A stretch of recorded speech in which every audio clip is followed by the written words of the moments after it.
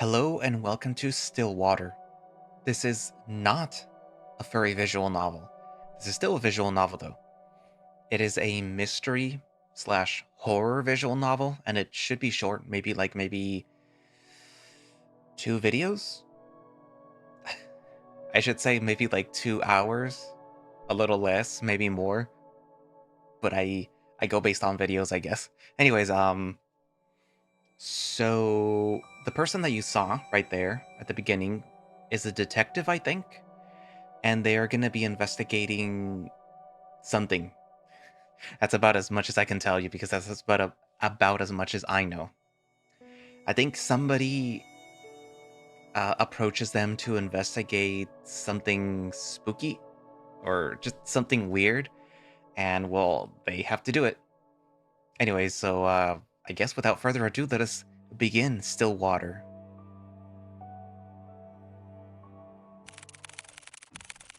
This is a work of fiction. The resemblance to any real-life people is purely coincidental. This game contains depictions of horror, mature themes, violence, and strong language. Viewer discretion is advised. I'm sorry, but I can't stay here anymore, Nina. I feel like I'm going crazy. Calm down. If we can just talk it out. So many strange things keep happening after another. Every day, there is this damn dripping sound. I thought that it was just something leaking at first, but I check every faucet, every ceiling, every pipeline, and still I hear it everywhere, constantly echoing in my ears. Oh, but the water. I find random pools of water just appear out of nowhere, just like the dripping. But it's at night. It's at night when it comes. I don't know if it's my paranoia, but I swear that I could hear footsteps walking along the hallways, walking on pools of water. They walk, and they walk. Upstairs, then downstairs. Upstairs and downstairs, upstairs and downstairs, upstairs and downstairs, upstairs and downstairs, upstairs and downstairs, upstairs and downstairs. And it goes on and on and on like that. But somehow, it does come to an end. And it ends all in front of your grandfather's room. I know that this is a lot, but you have to believe me. No matter how many times I clean, it just won't end. I can't stay here any longer. I'm sorry, Nina. It's okay. I understand. Thank you for taking care of my grandfather. Nina, please listen to me. I don't know what's happening around here, but... The woman on the phone cautiously looks around before speaking again in a hushed tone. Something terrible is lurking through this house. I don't know what it is, but please, as soon as you get back, take your grandfather and just leave this place. I can't just leave. That's my home. Please, Nina, this place, it's not safe. I don't know what you saw, but I can't just leave things like this.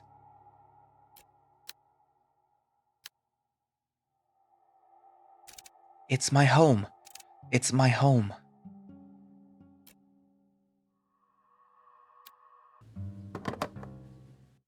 Diner, 7 a.m. Amid a foggy morning, there sits a man by the corner of a booth. He drinks black coffee and, depending on his mood, occasionally orders a donut. And today, it was just black coffee. Ugh. I swear I've never seen that amount of paperwork in my life. A freaking mountain's worth of it. You're a valuable member of our team, Hugo. My foot. I'm starting to believe that I was bamboozled into joining their agency. Huh. Hugo Laurent, age 30, takes a good look at his cup of joe and chugs it all in one sitting. He then continues to grumble to himself about last night's grueling work at the office. I really need to find a different job. As he contemplates his poor life choices, he looks out towards the early mist. There was something inherently terrifying about the fog to him, how it engulfs everything and nothing. Even if it disappears, it always leaves behind traces. Proof of it remaining. Even in a quaint little town like this, I can't even run from my fate, I guess. Hugo finally stares at the compiled newspaper clippings he put together. Some of them were from recent events, but mainly all were past headlines of missing person cases. No matter how many times I see this, it's still just as hard to look at. Fixating case after case, he can't help but remind himself that there is a reason for all of this. An all too personal reason. Seeing strange things comes with a price. In the end, I'm the one doing this to myself. Sounds rough.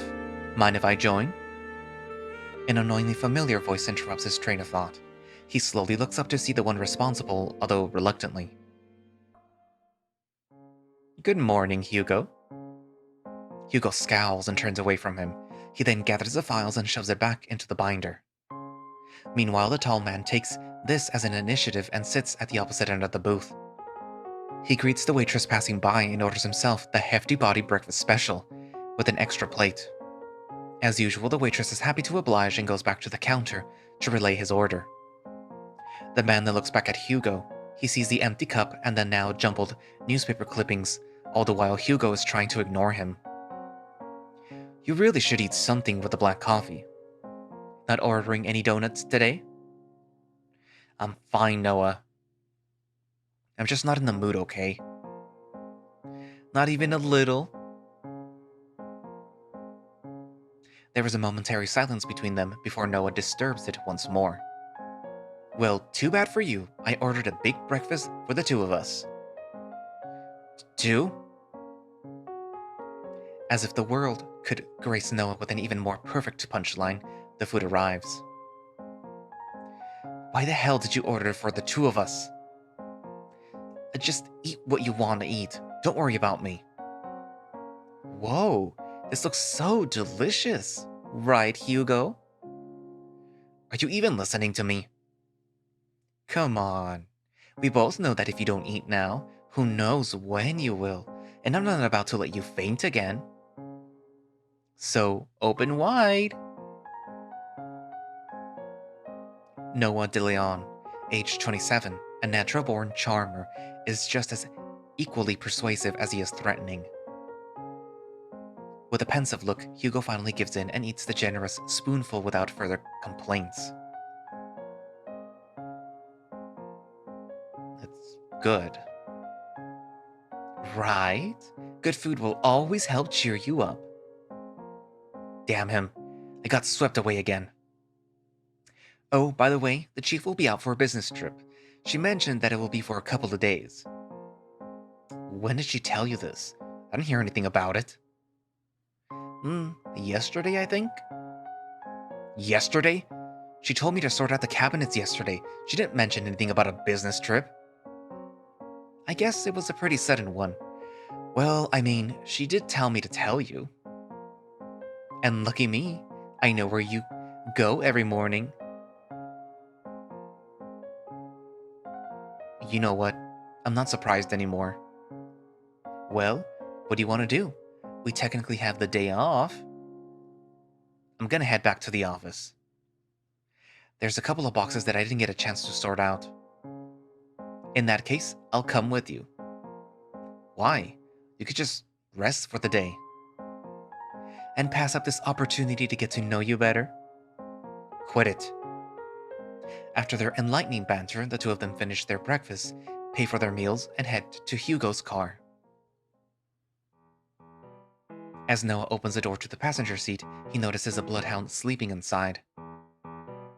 The big dog stirs at the sound of the car opening and lazily stares at Noah. Aw, I'm sorry, big guy. He then closes the door while trying not to make too much noise to disturb his occupants. Kobe. At the sound of his name, his heavy-lidded eyes slowly peek to see who calls for him. It is his one and only partner, his human. As if finally realizing who he is or where he is, the old bloodhound stirs up from his sleep, pounces at Hugo, and proceeds to wag his tail uncontrollably. Good morning again, Kobe. Had a nice nap. Kobe, 8 years old, Hugo's most faithful and loving partner in crime, has the biggest tendency to just sleep all over the place. Noah, who is witnessing all of this from the back seat, chuckles to himself. He is amazed and slightly defeated at Hugo's sudden surge of energy. Huh, it doesn't matter how many times I try. When it comes to boosting up his mood, no one can beat Kobe. Agency, 7:50 a.m. The three headed back to his office, the space just the same as Hugo left it. A decent organized mess. To his credit, for the amount of boxes that he painstakingly went through, he believes he did a fair job. Albeit it could have been better. Whoa, you really did outdo yourself, Hugo. It looks less crowded. Aw, shut it, will you? I said I was gonna get to it. Thanks, boy. Before Hugo continued to give deserved head pats, he notices someone. A woman stands timidly, peering outside from the storefront. The woman appears to be frantic. Disheveled and wearing ill-fitted clothing, she appears to be distressed about something. When she finally makes eye contact with Hugo, she immediately rushes in. I'm so sorry. I know that the close sign is up, but I saw you come in and I... Are you all right, miss? I need your help. My grandfather, he... Before she can continue, Noah swiftly intervenes. It's okay. We'll hear what you have to say. So please, why don't you take a seat? Noah gestures to one of the empty chairs. The poor woman hesitates for a moment before heavily sighing in relief. She then walks towards the center of the room and sits on the sofa. Can you start off by telling us your name? I'm sorry for earlier. My name is Nina Mortimer. I need help watching over my grandfather tonight. Watching over your grandfather? Yes. I'm sorry, Miss Mortimer, but I don't quite understand. Is he in danger? I'm afraid he is. Miss Mortimer, if that is the case, wouldn't contacting the police be better? No. I've tried requesting their help, but they all gave me the same answer. There is nothing that they can do about it. If only I knew who Lewis was. Lewis? Nina fidgets at the name. She looks to the side before reaching out from her bag for an antique letter. My grandfather, he received a cryptic message the other day. It didn't come with an address or the name of the sender. However, the only thing that I did pick up was that name. She hands over the letter. Hugo notices her hand slightly shaking. Whatever lies in this note must have shaken her badly. Delicately, Hugo removes the contents of the envelope and unfolds it. At first glance, it seems like any normal written message. A person named Lewis asking the other, Henry, to come meet him by the lake at midnight. Needing to share something important with him. However, what's eerily striking about this letter is not the message itself. Rather, at the bottom of the page, a sentence far more disturbing is written. I am coming for you, Henry.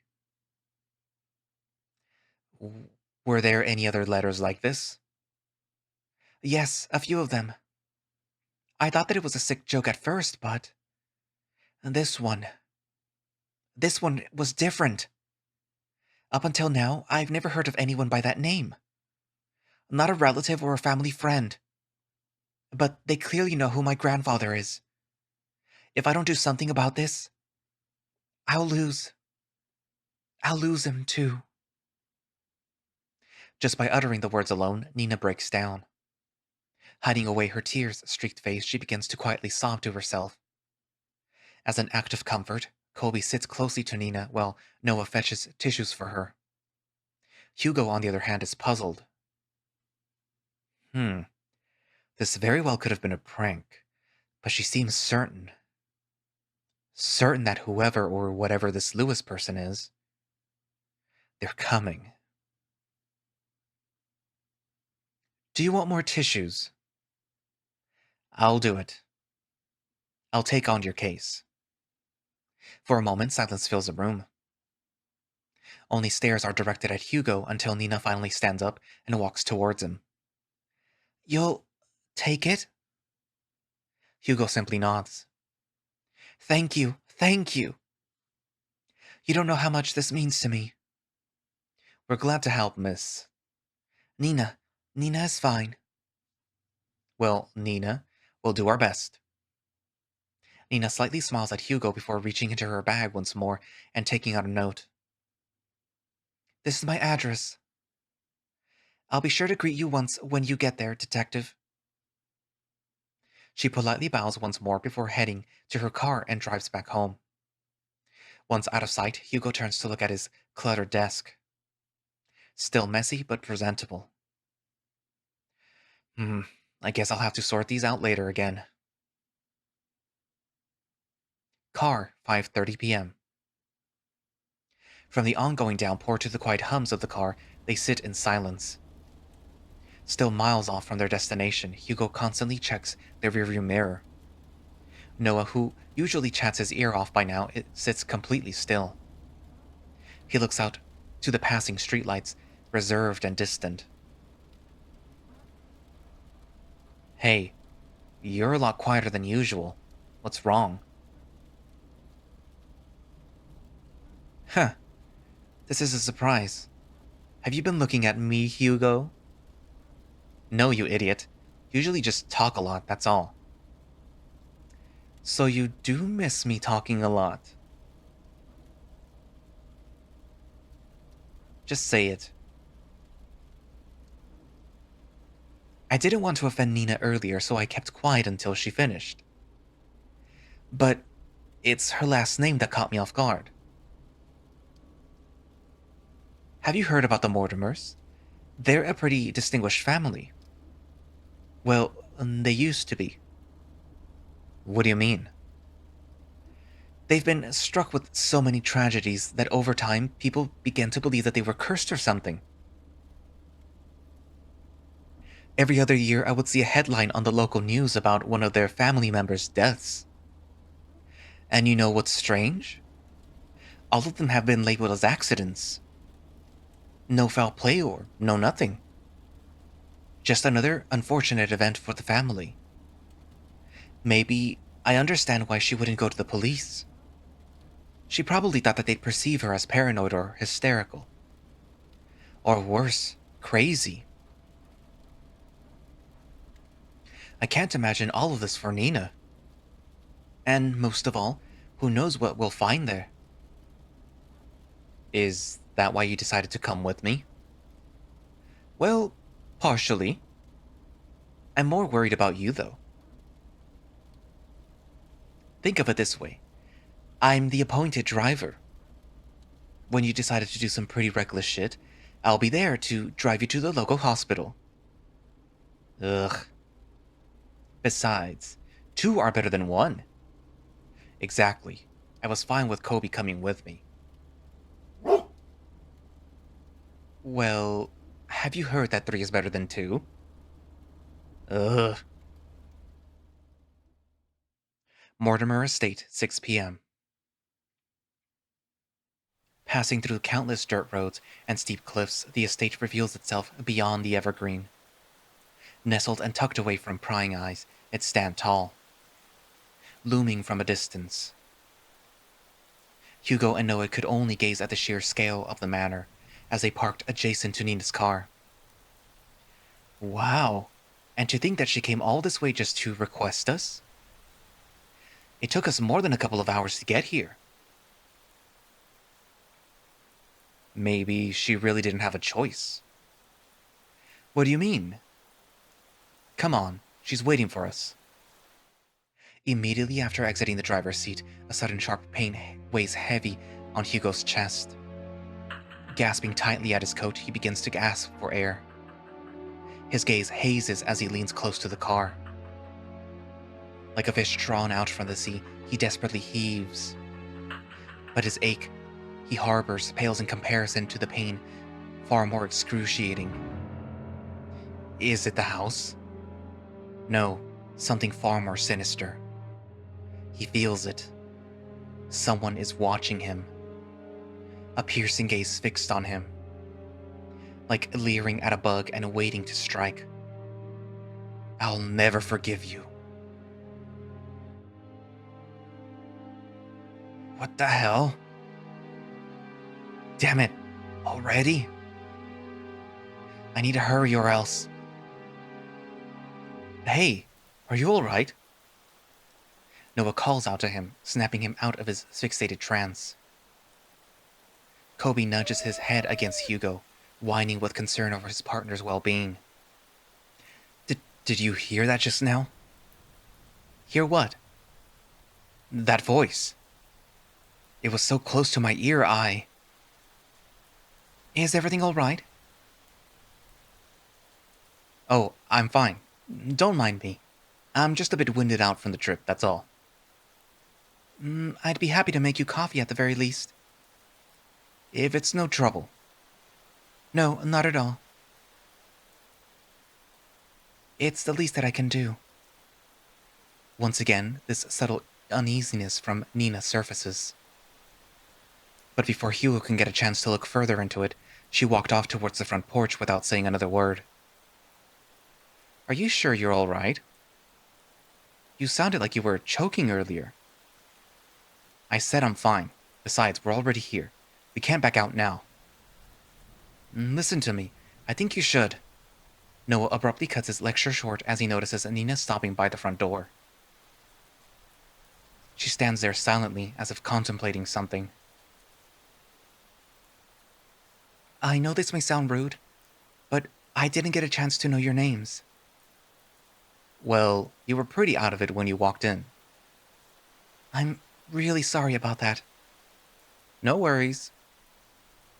This is Detective Hugo Laurent. His assistant, Kobe. And I'm his second assistant, Noah de Leon. Huh, it seems so surreal, just like a cartoon. Ha. Nina meekly smiles before turning away from them. I haven't been quite honest with you, Detective Laurent. Just like before, as if carefully choosing her next words, she decides that in this situation, words are not enough. You'll see for yourself what I mean. And with that, Nina enters the house, leaving the three to follow behind. Hugo is about to enter through the foyer when he feels a tug on his arm. Don't forget what I told you. If something happens, let me know right away. You'll be the first to know. And with that, Noah releases his grip on Hugo. They proceed to head in, not knowing what awaits them beyond the door. Greeted with a brightly lit hallway, Hugo notes that the interior is just as grand. Adorned with floral accents and antique paintings, it exudes an elegant charm found only in a resplendent house such as this. However, Hugo notices something even more distant than the splendor. The house is much more terrifying inside than out. Please, come this way. Bracing themselves, they enter the dimly lit drawing room. At first glance, Hugo could not discern the silhouette situated at the far corner. However, on closer inspection, he now understands the reason for all of Nina's unsettling vagueness. Grandfather, we have guests. Sitting on the armchair is a young man. He is dressed in a white-collared down dress shirt, tucked in with black slacks and a black penny loafers. Staring only at the window, the young man sits there dazed, with little acknowledgement of the people around him. Still, motionless, like a doll. Grandpa, these are the people that I spoke of. This is Detective Laurent and his two assistants, Kobe and Noah. They're going to help us. Even after introducing them to the head of the Mortimer estate, Hugo and Noah could not help but feel unnerved. The man before them is supposed to be frail and older than any of them, and yet here he remains, forever unchanging, forever young. They've come a long way, so I'll be making them some coffee. Would you also like some, Grandpa? The young man still does not reply back, never glancing at Nina or anyone else in the room, only fixed on the rain. I'll be sure to make a cup for you too. She then timidly gestures to Hugo and Noah back to the foyer. Bearing more questions, the two follow Nina outside. But before they leave the drawing room, Hugo takes one last look at the young man. There is an all too familiar air about Henry Mortimer. His eyes, they're similar to his own. Whatever he must be longing for, Hugo knows it will not end well. Nina, that man. Yes, he's my grandfather, the one I asked you all to watch over. I know this is hard to believe, but... Nina draws something out from her pocket. It's an antique picture of a young man with slicked back hair, wearing a luxurious suit. He appears to be poised and refined, a complete contrast to the current Henry Mortimer. This isn't much to go by, but I swear that he is the same person. Then, why does he look so young? It happened a few nights ago. I was on my way to get a cup of tea when I heard a loud thud coming from my grandfather's room. I was worried that something fell over, so I went to go check. When I opened the door, I found him collapsed on the ground. I rushed to help him up, but when I looked, he looked so different. So many things were rushing through my head, and yet he felt so familiar to me. He wore the same clothes that my grandpa wore that night. And his face, I recognized his face. He just looked younger. That was also the same night that I found the letter. It was next to him, already opened. I'm sorry again for all of this. No matter who I went to, they either said something was wrong with me or my family. With everything going on, maybe they're right. The pools of water, the dripping sounds, the letter, and now this. Maybe my family really is cursed. They're not. Curses aren't real. Detective? I think we easily get too involved in believing that sort of thing exists. In reality, the ones who fixate on it feed off of it. Rumors, doubts, lies, all of those things are what they want to become real. Deep-rooted emotions like that can't possibly be healed or fixed right away. But like a curse, those emotions drag other people down with them. Personally, I think you were caught up in all of this. But I assure you, we'll see this through. For you and your grandfather. Thank you. Good. Now, our first priority is to find out more about Lewis. Nina, the letter you showed us back at the agency, do you have it with you? Ah, yes. It's here. Do you mind if I borrow it for a bit? I'll be sure to give it back. Of course. I'll check upstairs. Noah, you and Kobe, check the ground floor. Got it. Before they leave to do their own investigations, Hugo grabs a hold of Noah's shoulders. He leans in close enough for Nina to not hear. Keep a close eye on Mr. Mortimer and Nina. Especially Nina. Okay. I'm counting on you. You too, boy. With that, Hugo heads upstairs, starting his investigation. Mortimer Estate, 11:30 p.m. After searching vigorously through each of the rooms, he knew his findings would eventually lead him here. This is it. Hugo walks towards the nearest lampshade and opens it. Dimly illuminated, he sees the extent of how lavish this part of the house is.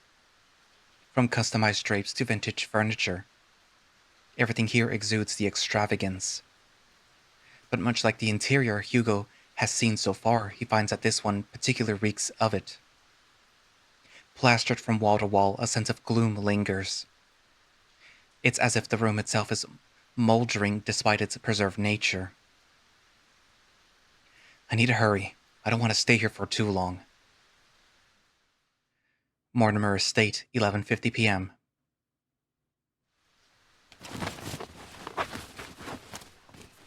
He searches and searches, still no sign of anything.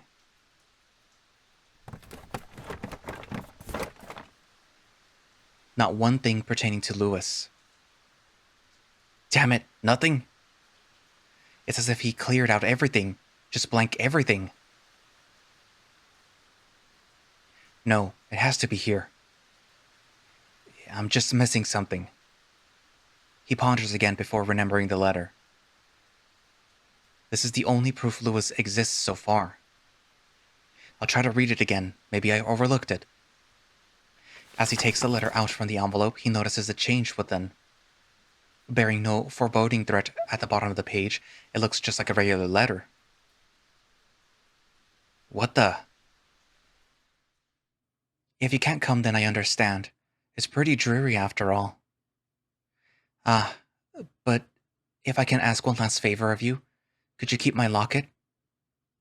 I know this is selfish of me, but I'd like for you to have it.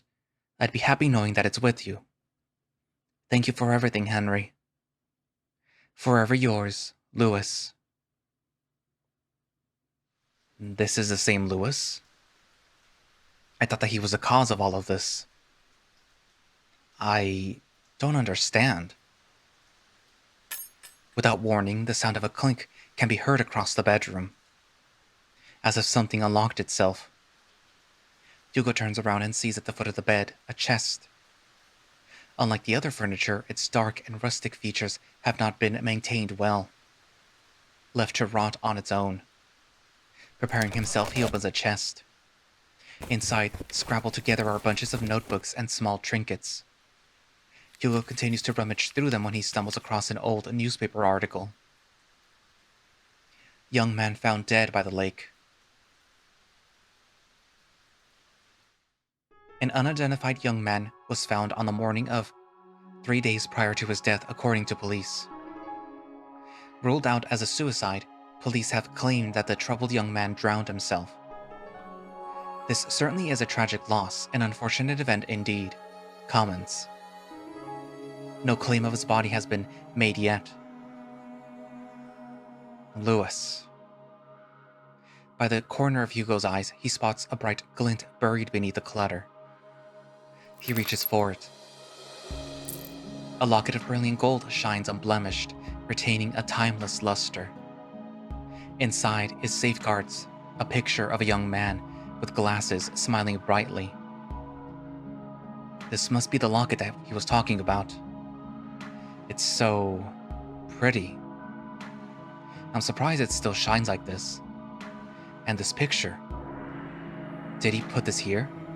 No, it might have been Henry. But why? Why would he store it away like this? What should I do? I think it's evidence, so take the locket. I should probably hold on to this for now. Hugo is about to put everything back into the chest when he feels a wet and cold sensation crawling up his leg. What? Water? A pool of water relentlessly spreads across the floor, already seeping into the chest. Damn it, no! Suddenly the lights shut off.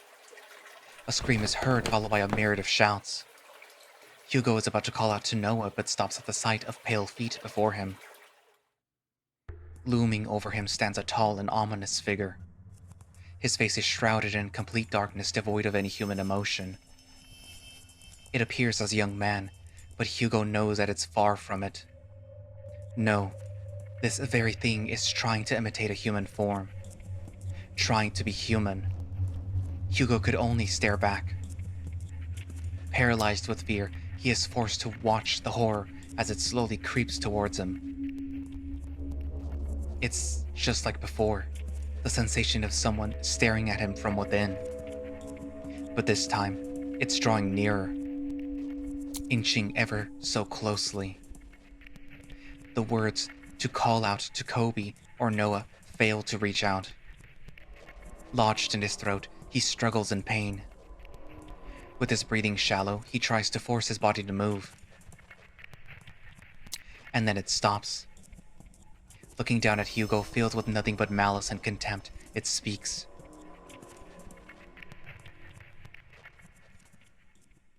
Don't get him. All of a sudden, the door to the bedroom slams shut, and the entity disappears. The tension from his body finally releases its agonizing grip, and he gasps desperately for air. His vision blurred and breathing jagged, he staggered towards the door. He yanks at the handle several times, but it's tightly jammed. Fuck. Noah! Kobe! To his dismay, he is only greeted with silence at the other end of the door. Damn it! From a distance, he faintly hears the sounds of Kobe relentlessly barking as it gets further away from the house. Hugo rushes towards the window. He tries to pry it open, but just like the door, a heavy force prevents him from doing so. Fuck this! Frantically looking around the room, he spots a nearby chair. Without a moment sooner, Hugo grabs the chair and starts to strike the window. Bit by bit, the window cracks get larger with each blow, splintering off smaller pieces. What the hell is this thing made out of? Still trying to catch his breath, he musters all the strength that he has left for a final blow. Damn you, just break already! Clearing out the remaining glass shards, Hugo peers his head out to see any railing that he can grab hold of. However, he discovers instead that the wall adjacent is covered in ivy. Despite how heavy the rain has drastically become, he reaches out for it, grabbing a handful of vines. Carefully, he climbs out the window, gripping tightly and making sure that he does not lose his footing. Yet, to his luck, the patch of vine he's clutching starts to tear away from the wall. Out of desperation, he struggles to find his grip on another, but fails when his hand slips out of reach. Shit! Clamoring wildly as he loses grip of the ivy, he crashes down onto a thicket of bushes. Air forced out of him, he heaves uncontrollably, trying to even out his breathing. But even that is laborious. An immense pain spreads across not only his back, but his entire body. God, getting too old for this. Although his body screams out in pain, he forces himself up. There's still time. I can do this. I have to do this. With staggering feet and haggard breathing, he makes his way to the place where it all started. To the lake where this tragedy starts and ends. Mortimer Estate, 12:01 a.m. Finally entering through the park, Hugo calls out to Kobe and Noah. Kobe! Noah! Where are you? He hears faintly the sounds of barking and echoes of people yelling in the distance. He rushes towards the echoes, guiding him through the downpour. With his heart racing and blood rushing to his head, he finds his way to the lake. Drawing closer, he sees Nina giving chase to her grandfather. Unfortunately, she doesn't get too far as Noah stops her. Grandpa, stop! Grandpa! Let me go! My grandpa, he's... Nina, please. It's dangerous. You'll get hurt too. I don't care. I don't want to lose anyone anymore. It's at that instant Hugo trudges against the water, pursuing Nina's steed. Hugo? No, don't. Pleas fall deaf to his ears. Not even the whines and worried cries of his partner could make him turn back. Determined, he trudges further in. Nearing the deepest end, he sees Henry Mortimer gazing directly at the abyss. He looks even more frail and disheveled, as if all the life had been drained from him, surrendering it all to the lake. Before Henry could lean in, Hugo reaches out and tugs at his arm. Mr. Mortimer, listen to me. Nothing is waiting for you down there, so please come back to the shore with me. Motionless and unresponsive, he still stares deeply into the water. There are so many things that we cannot afford to lose in our lives.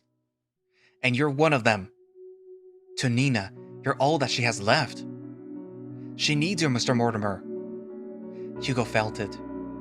A slight jolt from Henry's arm as if stirred by the mention of Nina. He slowly turns to face Hugo. Nina? However, just as cruel and violent as a storm, Henry jerks back, wrenching his arm away from Hugo's hold on him. All of this is my fault. If only I got to Lewis sooner, then none of this would have happened. Henry inches ever closer to the edge. Lewis, I'm sorry. I should have. Should have what? Gone in his steed? Gone with him? You know that wouldn't have resolved anything. Not for you or Lewis. I read what he wrote to you those years ago. He understood that if you didn't want to come see him. But the thing is, Mr. Mortimer, Lewis never thought anything less of you. The locket is a proof of that. Lewis's locket. Yes, it's a symbol of his love for you. That's why you don't have to shoulder all of that pain by yourself anymore. We can talk about it. About you and Lewis. All of it, together. Hugo extends not only his hand to him, but a promise. A promise that Henry had yearned for so long. A way to forgive himself. He hesitates at first.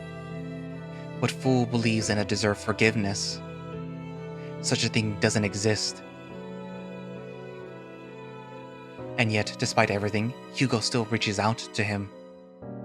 To a stranger. Maybe he can be forgiven. Just as he was about to reach out for Hugo, a hand slithers around Henry's instead. Its arms unnaturally contort around him, while its head perched on his shoulders. This thing, this Lewis, is no longer pretending to be human. With piercing, cold green eyes, it glares directly at Hugo, mocking him, cursing him, wishing nothing but despair. We can be saved? We can be forgiven? There is only one true way out of this. I will share with you the most happiest of endings. Before Hugo could reach out for Henry's hand, he disappears into the water. Mr. Mortimer! Without hearing the anguished cries and desperate pleas, Hugo dives after him. Into the abyss. 12:30 a.m. Plunging into the icy water, Hugo feels shock running rampant through his body, like spikes continuously piercing from his legs to the tips of his fingers. Fiercely and unyielding. His chest tightens and his heart races as he begins to kick his legs, hoping whichever way he goes, he'll find his way to Henry. Swimming deeper and deeper in, he sees faintly a figure slowly descending into the darkness.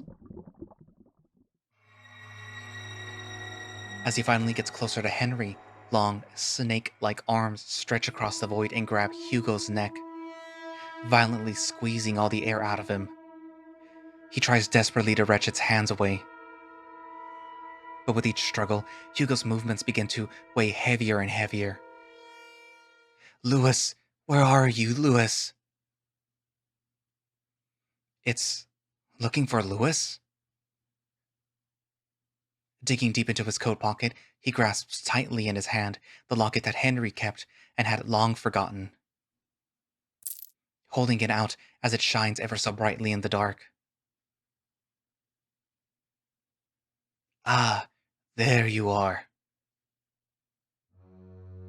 It releases its grip on Hugo and instead reaches out for the locket. Taking this as a chance, he drops the chain and kicks with all of his might to grab Henry's arm. With his heart burning and his body screaming, he swims desperately to the surface. Almost there. I just have to. As the lights from the surface begin to blur, Hugo makes one last attempt to reach for it. With his limbs worn out and his energy spent, this is all that he can do. Before he loses his consciousness, he notices a figure swimming towards them, getting closer and closer. And then everything fades to black. Drifting along with what feels like an endless sea, Hugo courses through the wave after wave, not knowing where he's going to, or caring for that matter. All he knows is that he is very, very tired. How long has it been since he's had a good night's rest? It's been too long. Maybe I should take the rest now. I'd like that so much. I agree that you deserve it, but not here. I'm sorry for startling you. I just wanted to see you before I go. Louis? You've done so much for me and Henry. Thank you. No worries. From a far off distance, a voice cries out to him, beckoning for him to come back. Well, I guess this is it. Take care, Hugo. Lake. With his eyes closed and his senses still returning to him, he feels the constant tugs and licks of a certain bloodhound, whining as he tries to wake up his partner. Hugo! He also hears another familiar voice too unknowingly close for comfort. Eyes shot right open, he jerks up. Confused, Hugo looks around before he coughs up the remaining water in his lungs. Are you all right? Noah starts to pat his back while Kobe continues to whine over Hugo. What happened? Where's Mr. Mortimer? He's safe, so is Nina. They're both okay. The police and the ambulance should be arriving soon. Thank goodness. Isn't there more that you have to say to me? Instead of, thank goodness? I swear you don't listen to a damn word I say. I'm sorry, Noah. Exhausted, he lets out a sigh. He then continues to pat Hugo's back aggressively when someone approaches them. Detective Laurent? Oh, Nina. There's someone that I want you to meet. Behind her stands an elderly man. Frail in stature, he timidly looks to the side pensively as he ponders to himself. Although his youth has long faded, his eyes are what catches Hugo's attention. They're no longer a piercing and vicious green. Only eyes, just like Nina's. Hello, Mr. Mortimer. Detective. I never got the chance to say goodbye to him. I always thought about it every day. What if Louis lived on in this world? What if he stayed a little longer than me? It's because of that constant mindset I dragged everyone down. And I kept hurting not only me, but Nina especially. I was the one who kept hurting her, the one to blame for all of this. But you, someone that I've never met, still went out of your way to save me. Not knowing my burdens or my faults. Thank you. Hugo reaches out to Henry and smiles brightly at him. It's my pleasure, sir. But before he lets go, Henry tugs at Hugo's hands one last time. I hope that someday you too will overcome it.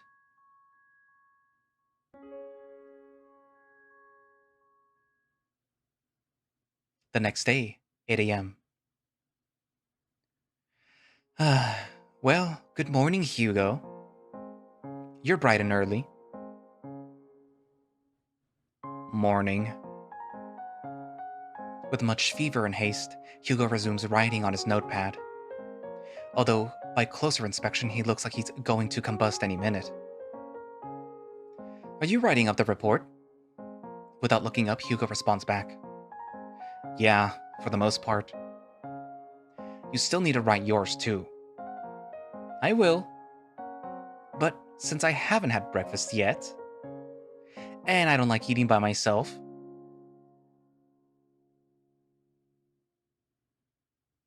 let me guess.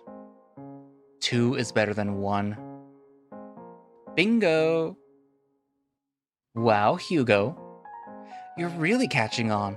I'm so proud of you. Shut it, will you?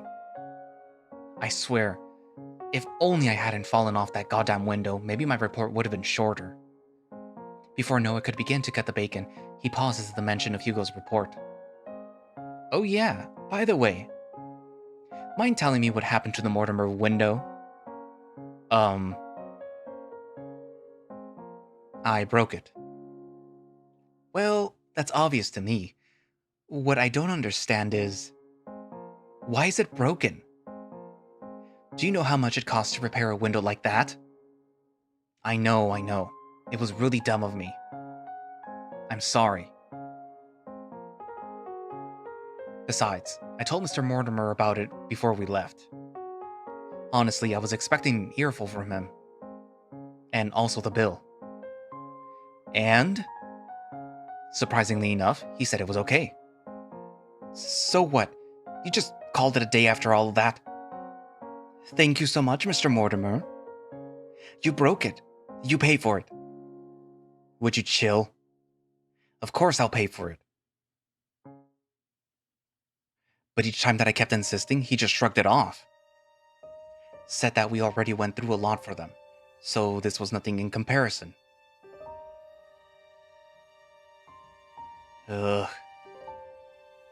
You know what? He's right. After all that we went through, I deserve at least a nap. Hugo puts down his pen and proceeds to head for the couch. Kobe follows after him. Wait, what about breakfast? I'll eat it later. It's nap time now. Heavily sighing, Noah sets aside the food on his desk and joins the other two on the couch. Ugh, I'm getting old. I mean, you are old. Shut it. Kobe whines, asking for head scratches. Ah, sorry, boy. Silently, Hugo scratches the back of Kobe's ears as he leans closer to Noah. You know, I'm glad that you came along yesterday. Oh? What's this? Are you getting chummy with me now? Call it chummy or whatever, but I really mean it. If you hadn't saved us back there. Look, I told you before. I'll be there whenever you get yourself into reckless shit. Besides, didn't you say that this was a nap time? Get some rest. You deserve it. You too. A calming silence fills the room as the three fall deeper into sleep. No big parties or celebrations. Just each other's comfort in sharing this small but rewarding night's rest. Good end, a night's rest. So, I guess there was 2 endings? Thank you for playing. I take it the bad ending would be like if you don't take the locket, and when they're asking for where Lewis is, you don't have the locket, so you drown? I don't know. I mean, if you want to find out, then you can just download Stillwater and find out for yourself. Also, I suppose, for a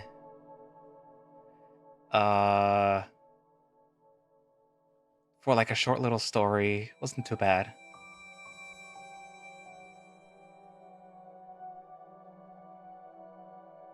I like the art style too.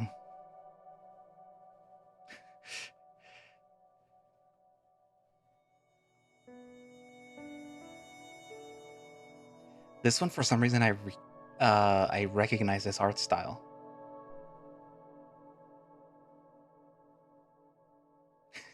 Oh, I cannot fucking. I take it also that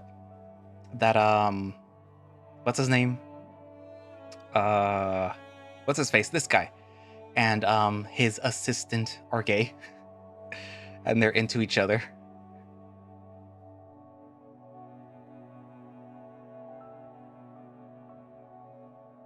This very much reminds me of when I used to watch Sailor Moon, and like the male characters had like the high waisted pants and like the jacket and the shirt underneath.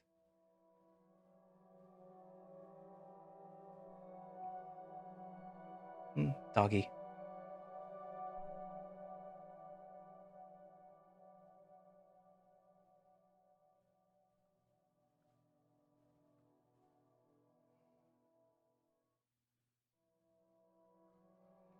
Honestly, if the developer, which I guess their name is Henri, were to make like more stories of like these two, or I guess the three, um, that would actually be kind of cool. Like more little short stories.